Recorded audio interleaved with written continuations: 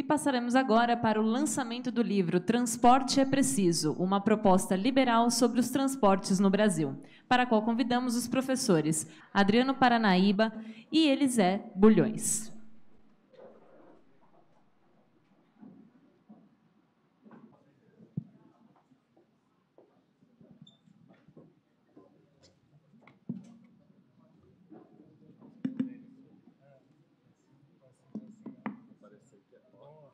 É igual ao futebol, né? Boa noite a todos. Boa noite.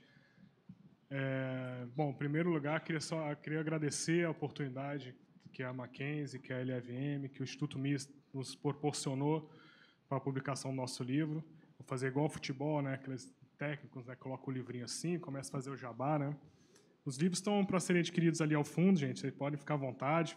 Não se incomodem, não, tá? A gente vai gostar muito de ver os livros sendo adquiridos. A gente vai ficar aqui até 2 da manhã. Meu voo é só às 4h30, então estou tranquilo para fazer assinaturas, autógrafos.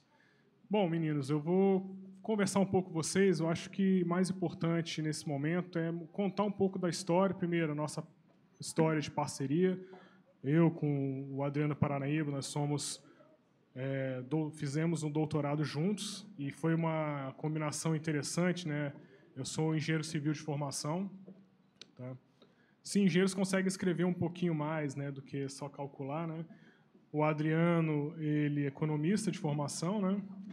E com o passar do tempo, eu já há 20 anos eu trabalho nessa área de transportes. Eu estou vendo muitos jovens aqui, alguns não tão jovens, né, mas com vontade de sempre aprender mais. A gente está aqui discutindo coisas que não são novas. Eu acho que a questão do Instituto Mises, a escola austríaca, ela é bem antiga, só que para muitos de nós, né, ela se tornou uma novidade, né, uma nova forma de entender, de estudar a economia, de entender as relações. Eu acho que nos últimos 2 anos as coisas mudaram muito, né, para todos nós aqui no Brasil, para todos vocês que são jovens que estão ainda na faculdade.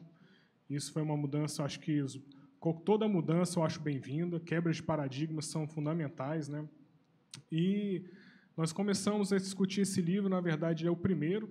A gente tem uma programação nossa de tratarmos, até pelo nosso gosto, né, essa questão do transporte ao longo dos próximos anos. A gente começar a trazer uma discussão. No início era uma discussão muito mais acadêmica, uma discussão muito mais fechada, né? E aí nessa até conversa com o pessoal da editora, o Instituto Mises, eles nos fizeram um desafio de quebrar um pouco essa leitura, esse linguajar nosso de professores, né, de docentes, para trazer um pouco de realidade, né? Eu acho que a gente precisa muito da realidade. Está tudo mudando. Eu até comentando com o Adriano, né, a gente comentando assim, eu me formei em 2000, acho que alguns de vocês aqui estavam começando a sair da fralda, começar a jogar bola, alguma coisa assim. Depois fiz o meu mestrado, depois eu fui para o doutorado, né, de um tempo, fiquei 10 anos na vida profissional, como profissional de engenharia na área de transportes, e aí fui fazer meu doutorado, e observando uma das coisas interessantíssimas dos últimos anos, né?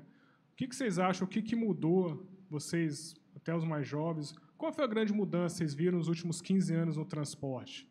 Quem pode pensar em alguma coisa aí? O que mudou efetivamente no transporte? Alguém tem uma ideia?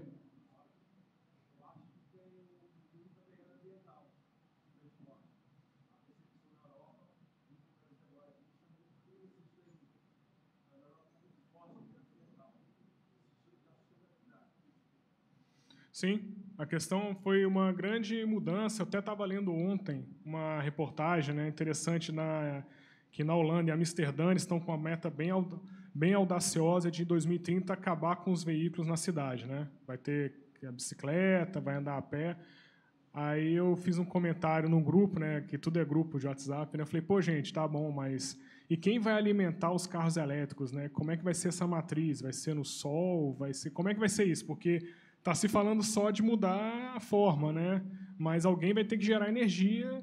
E será que a demanda de energia elétrica E na Europa, basicamente, é nuclear, né? Muito no gás, né? Tanto é que eles têm essa dependência com a Rússia, a Gazprom, né? A maior empresa russa, né? De gás, né? De energia, na verdade, né? Gás, né? Energia. Então, existe... será que a gente não está trocando uma coisa pela outra? Enfim, mas a maior revolução que teve nos últimos 15 anos, a gente estava comentando até, brincando com o Adriano, né? Na verdade, não foi no transporte, né? Foi nisso aqui, né? Aí eu vou contar um caso de 6 horas para trás, né? Eu estava numa cidade no interior do estado de Goiás, né? Eu estou de férias, né? Estava com meus filhos e eu vinha para o lançamento do livro, né? E aí mobilidade, né? Como é que eu faço a mobilidade? Bom, tinha um voo de Goiânia para cá, né? Com o horário certinho, né? Totalmente cronometrado. Você só tem uma chance, né? Confiar, né? Se você não confiar no bichinho aqui, usando o aplicativo para o caminho, para o melhor traçado, mais rápido. Aí vai de carro, pega pedágio, aí você olha o pedágio e fala, nossa, eu estou pagando esse pedágio para ter isso aqui, né? Aí você começa a questionar, acho que o que foi mostrado pela professora agora, mais cedo, acho que cai bem por que pagamos e não temos, né? Até na parte concessionada, né? Foi muito bem colocado ali, mais cedo, essa questão das relações. A gente até faz num dos capítulos, na parte do rodoviarismo, a gente comenta esses laços, né, essas relações. Né? Aí vim pegar um avião, cheguei no aeroporto, tudo certo, tudo resolvido, atraso. Aí peraí. Aí você abre o celular de novo, aí você chega aqui, aí você vai pegar o aplicativo, e aí sim, a maior revolução que a gente teve na parte de transporte no Brasil foi a questão de aplicativo de mobilidade no mundo inteiro, né? Você começa a trabalhar de uma forma diferente, né? Você começa a se deslocar de uma forma diferente. Isso é muito importante. Eu acredito, não sei se muitos de vocês aqui têm carro, São Paulo não é uma cidade muito para carros, né? Brasília, eu sou de Brasília. Brasília, a gente tem um ditado lá, né? Que você tem cabeça, tronco e rodas, né? Você não consegue se deslocar sem ter um carro, né? Isso é um problema sério nosso lá. A gente tem uma frota de 1,8 milhões de carros, para vocês terem uma ideia do caos que é aquilo ali. Né? Ainda continua funcionando porque fizeram há 50, 60 anos atrás quase uma cidade que cabia 5 vezes a quantidade de carros que fizeram na época, calcularam. Né? E agora, hoje, a gente está tendo problema.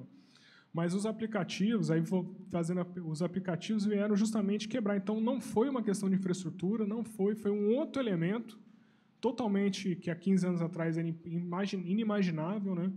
Um celular com um aplicativo que pudesse fazer esse match de interessado em sair de um lugar para o outro e alguém interessado em te levar para outro, né? E você pagando. Aí eu não estou falando daqueles sites, aqueles aplicativos de carona, né? Que a gente tem vários agora já de carona solidária. Você está pagando um serviço. Se alguém está te oferecendo uma coisa, acho que esse é o maior ganho dessa questão da liberdade nos aplicativos de mobilidade, né, é que você está usando um serviço, você remunera aquele serviço. É interessantíssimo, né, porque você começa a valorar as coisas. Você é uma pessoa querendo te oferecer uma coisa e uma outra querendo também ter essa coisa. Sim.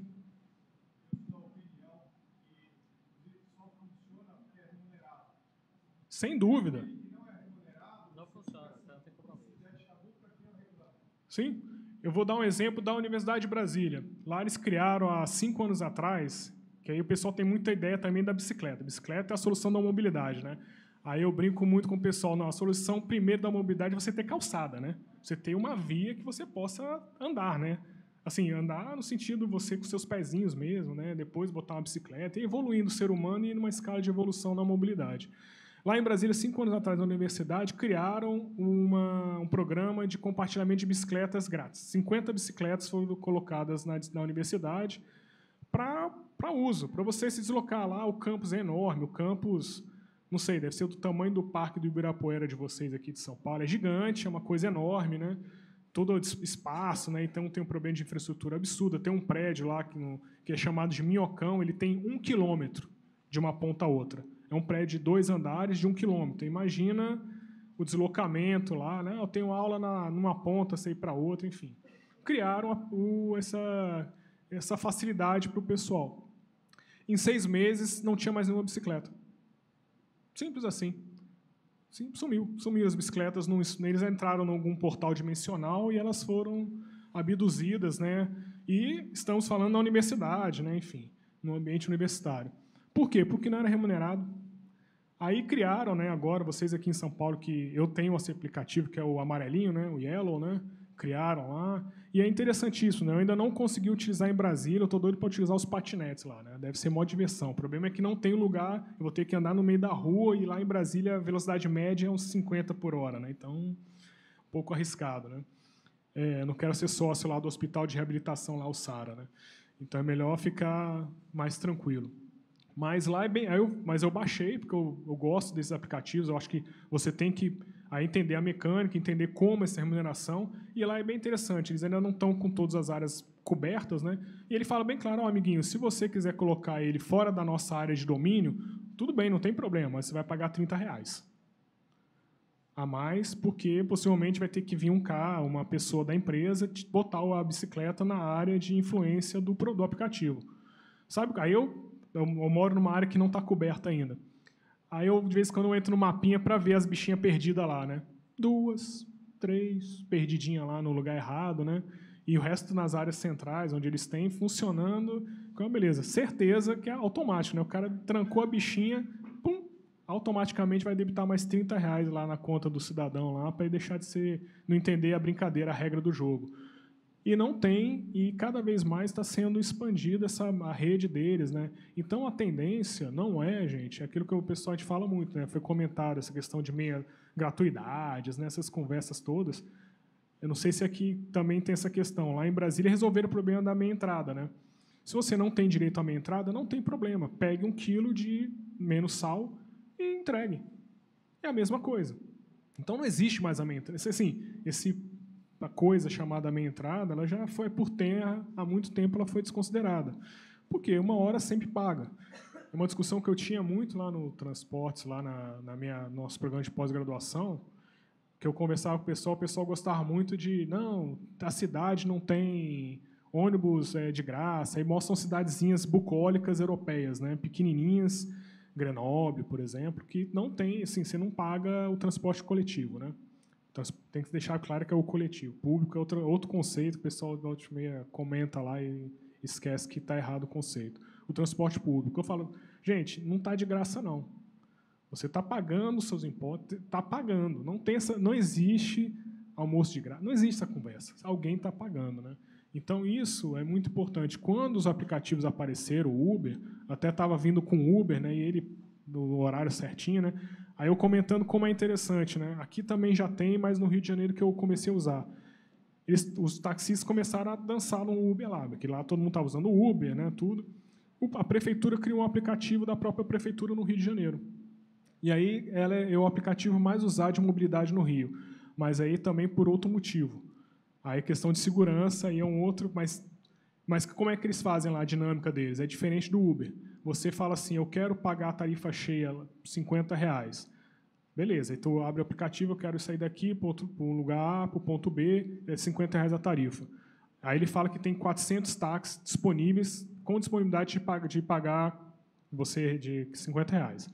Ah, não, eu quero pagar 10% de desconto, eu quero pagar 10% a menos. Ah, não, só tem 300. Ah, não, eu quero 40% de desconto, que é o máximo, e pagar no cartão.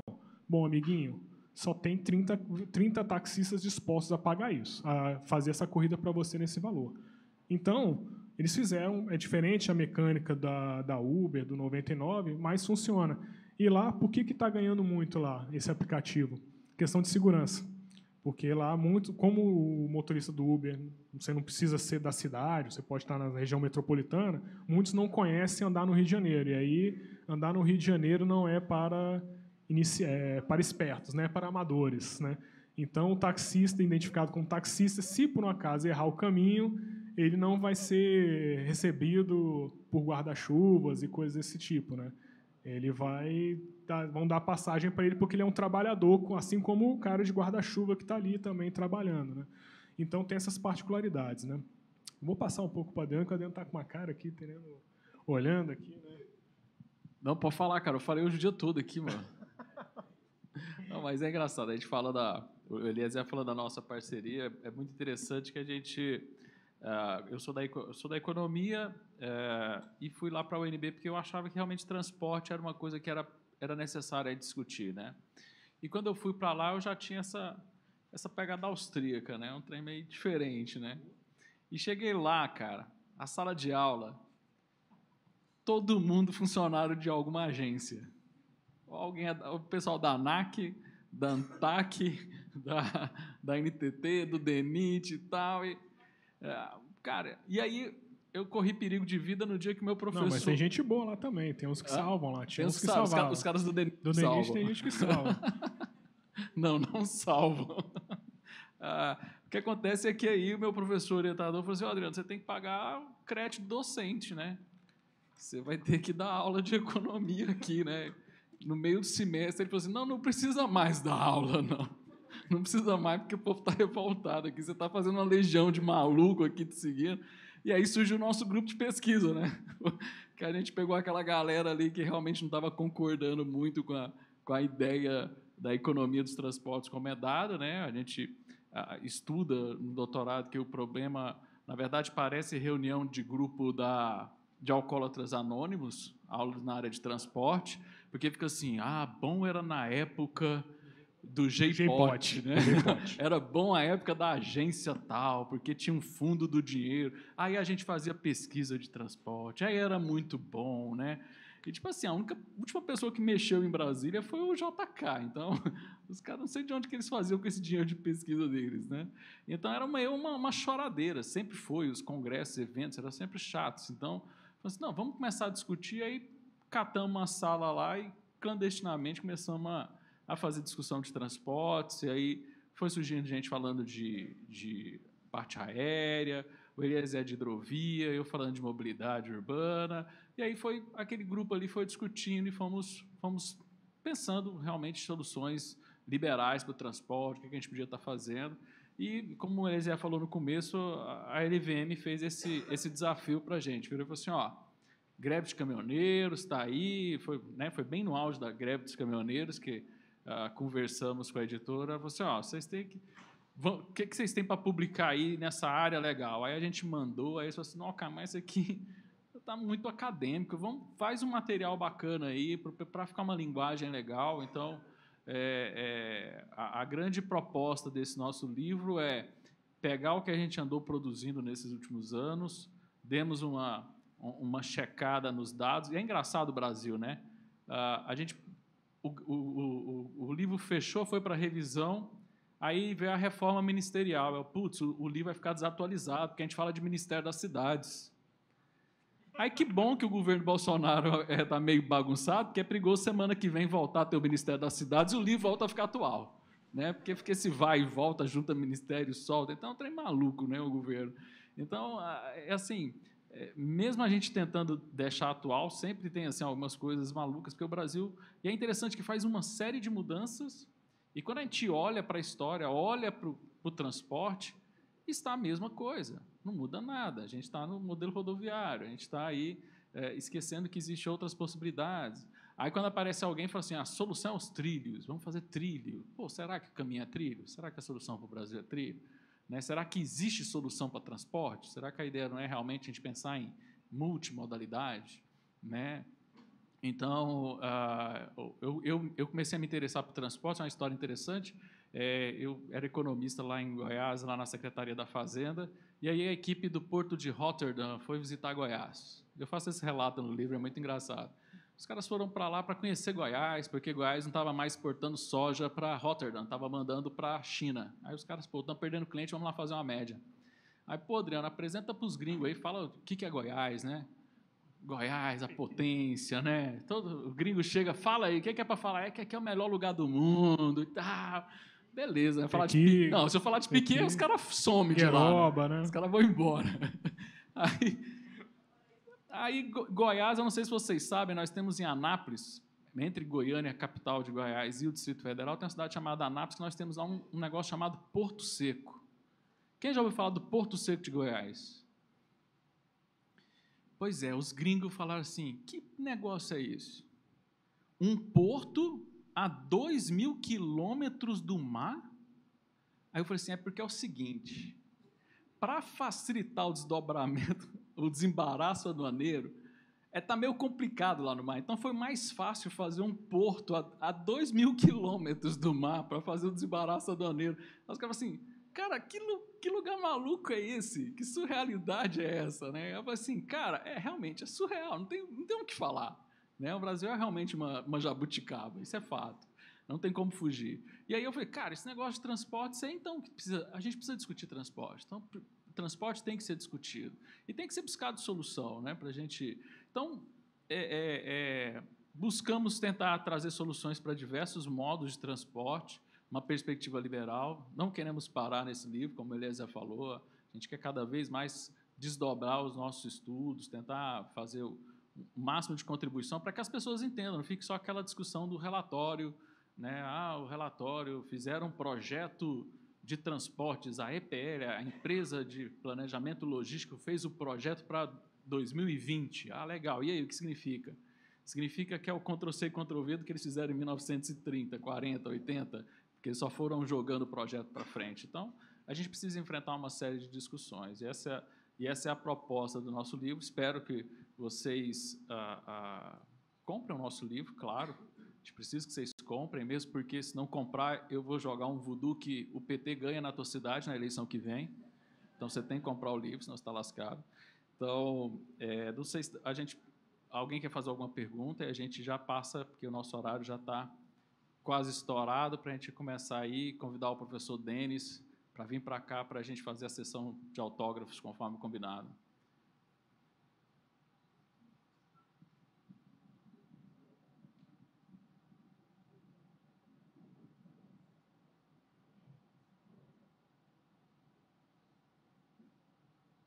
A pergunta, o professor Vladimir, que faz a pergunta? Pode falar.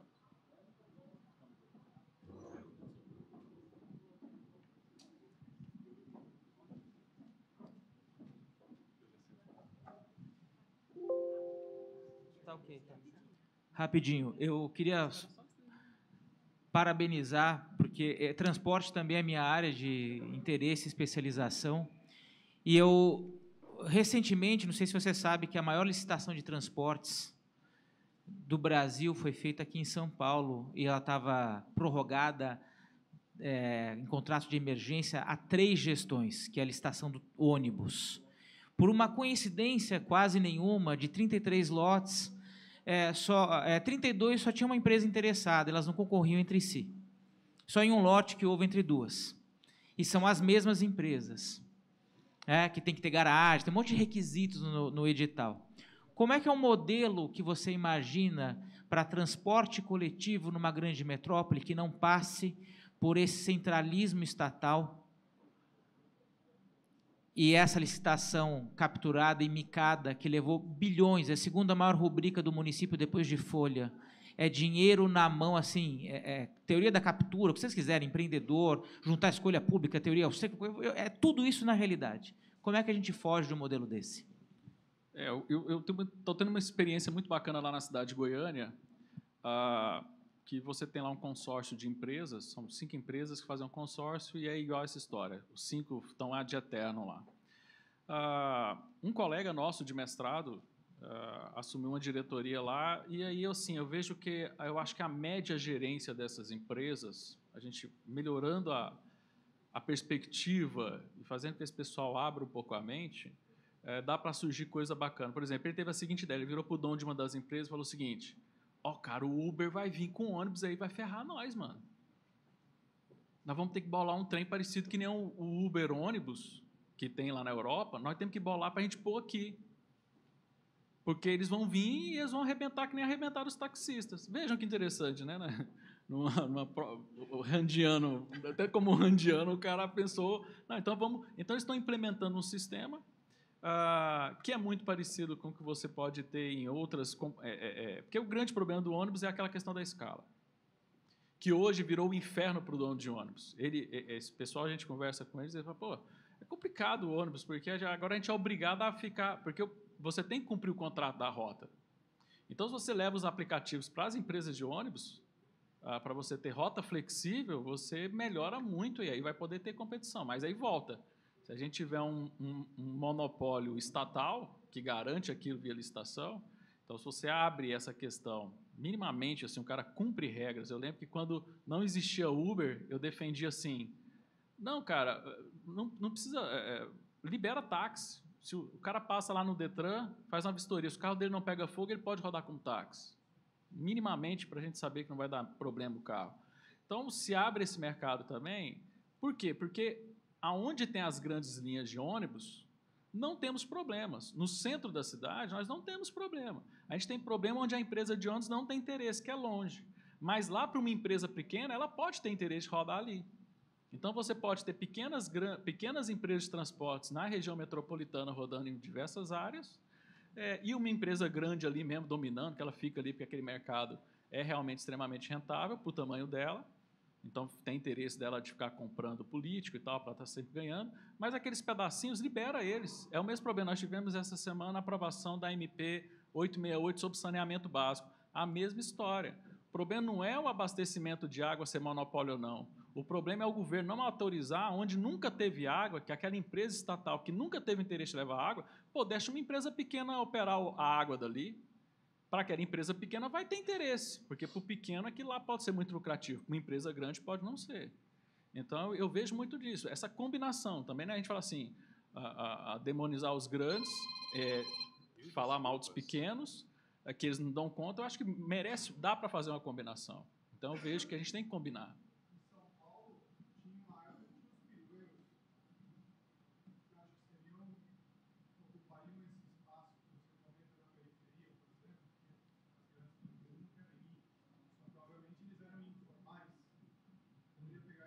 Porque era proibido por lei, né?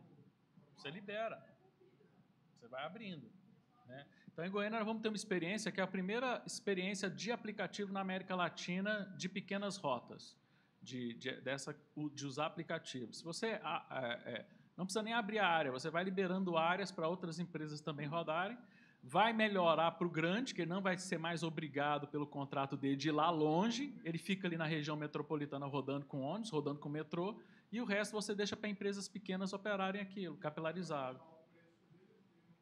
Aí não tem que ir mais longe, ficar rodando meia-noite com ônibus vazio. Pô, a gente vê Brasília. Cara, Brasília, assim, não é à toa que o Yangel... Vocês sabem quem é Yangel? É o maior urbanista do mundo. Gênio. Ele, na palestra dele, ele fala assim, o que não deve ser feito? Aí ele põe um mapa de Brasília.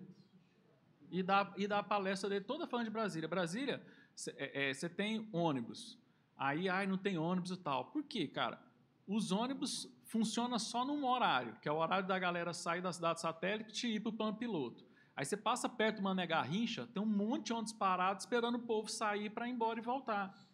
Cada ônibus daquele, não estou fazendo advogado do diabo para o ônibus não, mas, cara, aquele ônibus ali, eu não ia deixar meu dinheiro parado ali, eu vendia aquela porra do ônibus e comprava Bitcoin.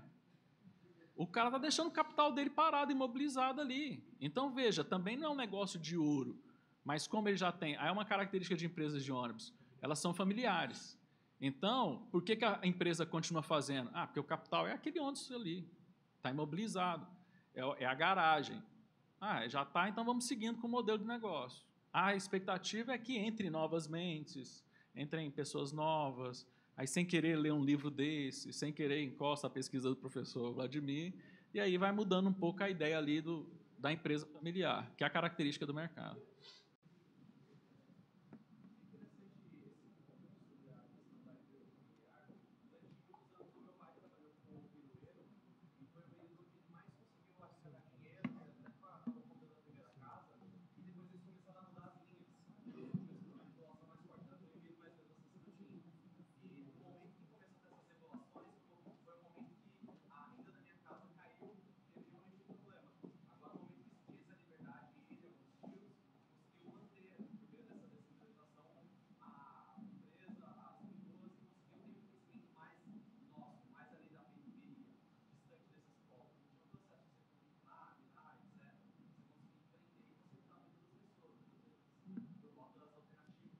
E aí vem um outro problema que eu vejo, problema de questão, eu sou um cara que sou do transporte, mas eu tenho a leitura de que o problema de transporte urbano é a questão de uso de solo também.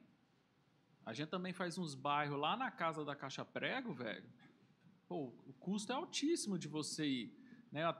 Eu estou licenciado hoje da minha instituição, mas uma das pesquisas que eu ia fazer com os meninos era assim, compensa mais pagar aluguel para o cara morar no centro ou manter o ônibus para o cara?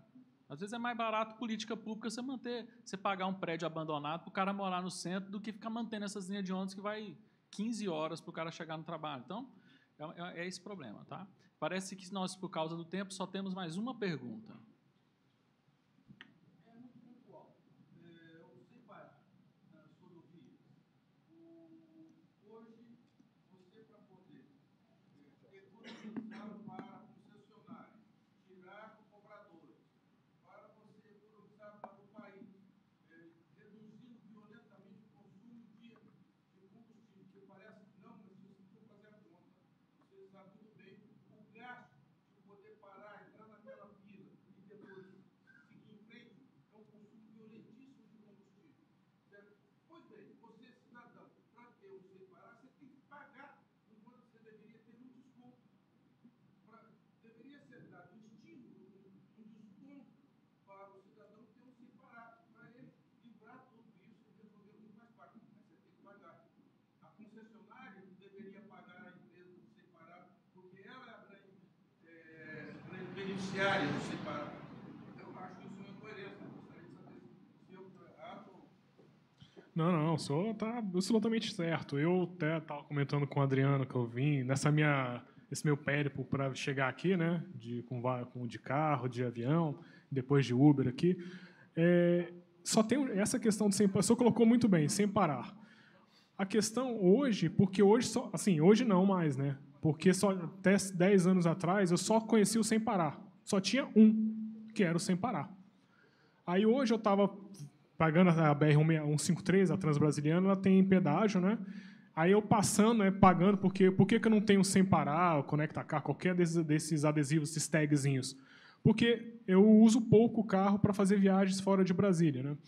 Então, não é interessante para mim ter um bicho, porque eu vou ter que todo mês pagar uma mensalidade de uma coisa que eu não vou utilizar. Então, é melhor ir lá, parar no guichezinho lá, dar um bom dia para a senhora lá, para o rapaz, e pagar lá e me fazer aquela pergunta básica. Você tem 15 centavos? Aí eu acho que é feito por numerólogo, né? Tarifa de metrô, passagem de ônibus, deve ser um numerólogo, é sempre R$ 3,92. 4,75, aí você... Não, 75 tá bom. Não dá, então não pode. Tem que ser 3,85, para te quebrar mesmo ali, né? Então, hoje, que eu acredito, isso é fundamental, realmente tinha que ter, até para dar mais fluidez, né? E só tem um caminho, ter mais empresas. A quebrar essa necessidade imperativa que era só sem parar, né? Aconteceu com o Uber. O Uber começou só Uber, Cabify, 99, entendeu?